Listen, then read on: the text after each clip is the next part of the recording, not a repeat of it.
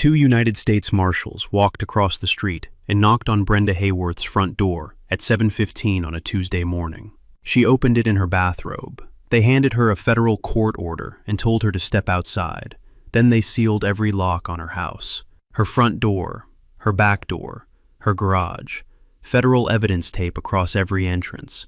She stood on her own sidewalk and screamed that she was the HOA president. The marshal looked at her and said, "The HOA does not outrank a federal judge." I watched the whole thing from my porch, the same porch she had rented to strangers while I was deployed, the same front door she had ordered a locksmith to drill out. Now her locks were sealed, and she could not get inside her own home. I did not say a word. I did not have to.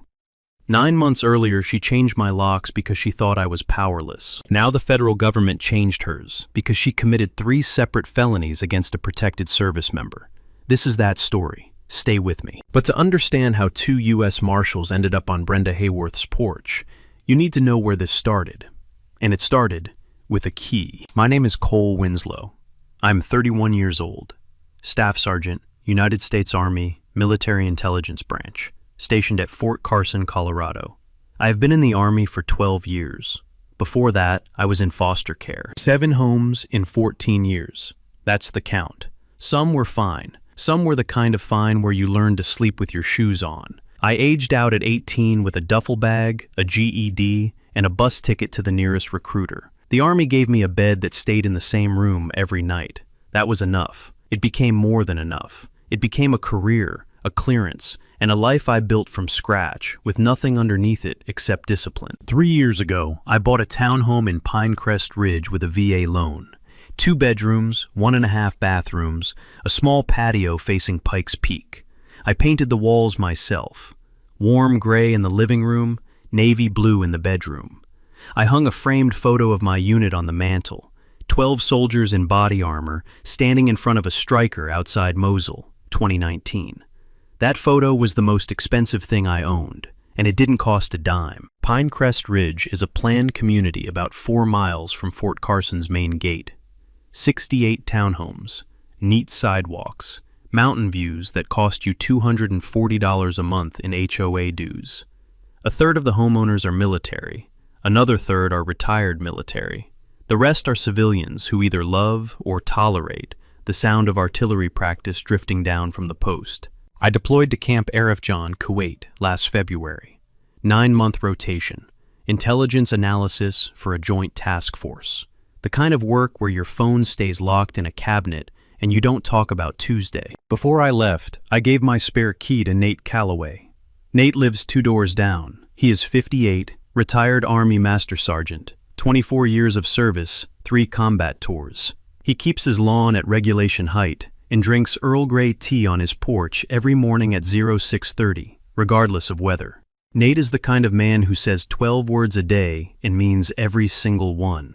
I trusted him with my house the way I'd trust him with a grid coordinate. I'll keep an eye on it, Cole. That was the whole conversation. Brenda Hayworth introduced herself to me 3 years ago, the week I moved in.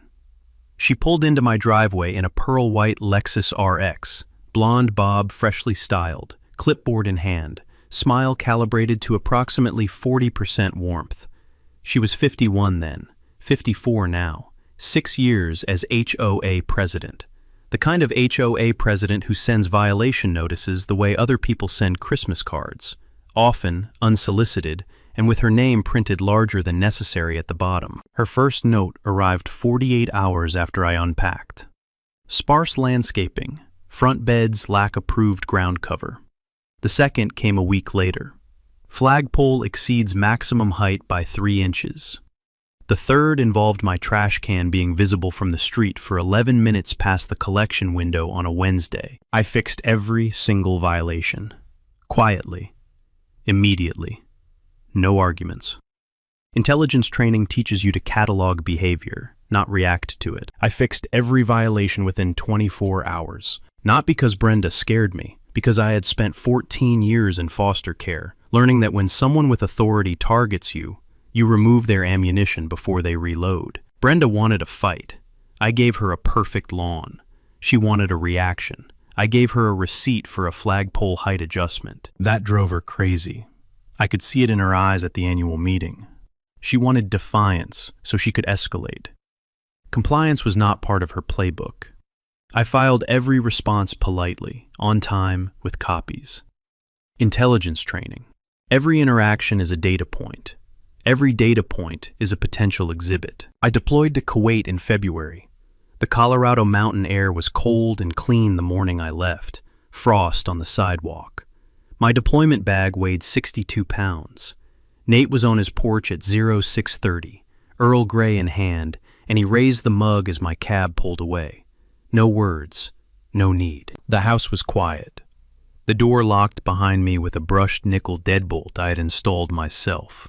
I turned the key, heard the click, and pocketed the spare. I would not see that deadbolt again. The flight from Kuwait to Colorado Springs routed through Ramstein and then Dallas. 26 hours. I slept in pieces. The recycled air tasted like aluminum and someone else's breakfast. I landed at Colorado Springs Airport on a Thursday in November, grabbed my duffel from the belt, walked outside. The Pikes Peak skyline hit me like a photograph I had been staring at in my head for 9 months, and now somebody had put it back in focus. I took a cab, $14 ride. The driver asked if I was coming home from deployment. I said yes. He said, "Welcome home." I said thank you. Neither of us said anything else. That was fine. The cab turned onto Pinecrest Ridge Drive at 2:07 p.m. The townhomes looked the same. Neat, symmetrical, little flags of frost on the lawns from the early cold snap. My unit, 14C, sat at the end of the row, patio facing the mountains. Front door painted the same dark green I remembered. I paid the driver, walked up my steps, put the key in. It didn't turn. I pulled it out, checked it. Same key, same ring, same cut I'd had made at the hardware store on Academy Boulevard 3 years ago. I tried again. Nothing. The lock cylinder didn't even engage. Then I looked closer. The deadbolt was brass, polished, bright brass. I had installed a brushed nickel Schlage B60N. This was not my lock. Someone had changed my deadbolt while I was eating MREs in the Kuwaiti desert. I walked around to the back. The sliding door had a new latch on it, a cheap pin lock drilled into the frame. Also not mine.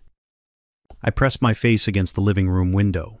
My couch, my coffee table, my bookshelf, but the throw pillows were different, and a pink rolling suitcase sat upright near the armrest like a guest who'd made herself comfortable. Somebody was living in my house. I called Nate. He came out his front door in 90 seconds, coffee still in hand, wearing a flannel and reading glasses pushed up on his forehead.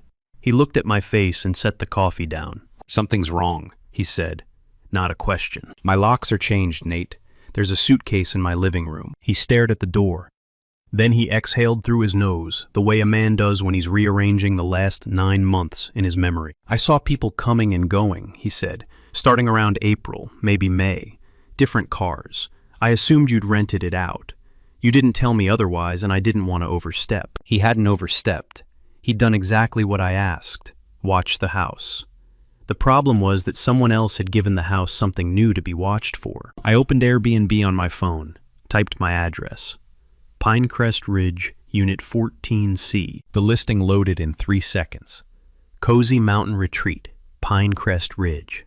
The cover photo was my living room. The second photo was my kitchen, including the cast iron skillet I'd left hanging on the wall hook. The third was my bedroom, my bed, my navy sheets, my nightstand. 47 reviews, an average of 4.8 stars. The most recent one, posted 6 days ago, said, "Great location near hiking trails. Very clean. Host was responsive." Host, Tiffany Hayworth. I knew that last name. Everyone in Pinecrest Ridge knew that last name.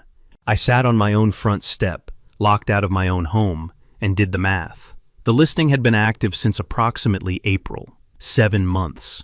At $189 a night, even at 60% occupancy, that was roughly $22,000. $22,000 earned from a property that wasn't theirs, rented to people who slept in my bed, cooked in my kitchen, and left 5-star reviews about how clean the host kept the place. Someone had made $22,000 renting out my house while I was deployed to a combat zone.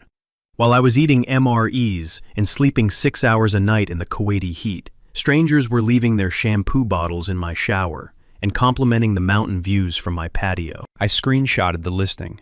Every photo, every review, the host profile, the pricing page, the calendar showing bookings through December. I saved them to my cloud drive, emailed copies to myself, and texted the link to a second email address I keep for exactly this kind of situation. Intelligence training again. Preserve everything. Trust nothing. Assume the evidence will try to disappear. I was right. It would try. I called Brenda Hayworth the next morning.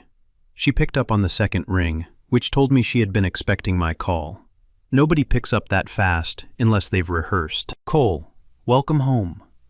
The warmth in her voice was a performance, measured,